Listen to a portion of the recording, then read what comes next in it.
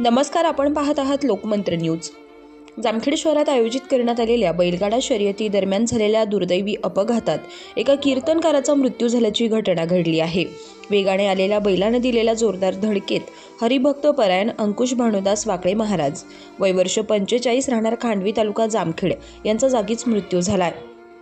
जामखेड शहरातील MIDC मैदान Shivneri academy समोर काळोबा केसरी बैलगाडा शर्यतीचं आयोजन करण्यात आलं होतं। या शर्यतीसाठी हरिभक्त परायण अंकुश वाकळे महाराज हे स्वतः बैल घेऊन आले होते। शर्यत सुरू असताना अचानक वेगाने आलेल्या एका बैलाने त्यांना जोरदार धडक दिली आहे। या अपघातात ते गंभीर जखमी झालेत। घटनेनंतर तातडीने त्यांना जामखेड येथील रुग्णालयात दाखल करण्यात आलं, मात्र डॉक्टरांनी तपासणीनंतर त्यांना मृत घोषित केलाय। या घटनेची माहिती मिळताच जामखेड पोलिसांनी घटनास्थळी पंचनामा केला। मृतदेहाचे शवविच्छेदन जामखेड येथील रुग्णालयात करण्यात आले। संध्याकाळी खांडवी येथे शोकाकुल वातावरणात त्यांच्यावर अंत्यसंस्कार करण्यात आले। हरिभक्त परायण अंकुश वाकळे महाराज हे परिसरात कीर्तन, प्रवचन आणि हरिपाठाची परिचित होते। त्यांच्या आकस्मिक निधनानं धार्मिक आणि सामाजिक क्षेत्रातून हळहळ व्यक्त होत आहे।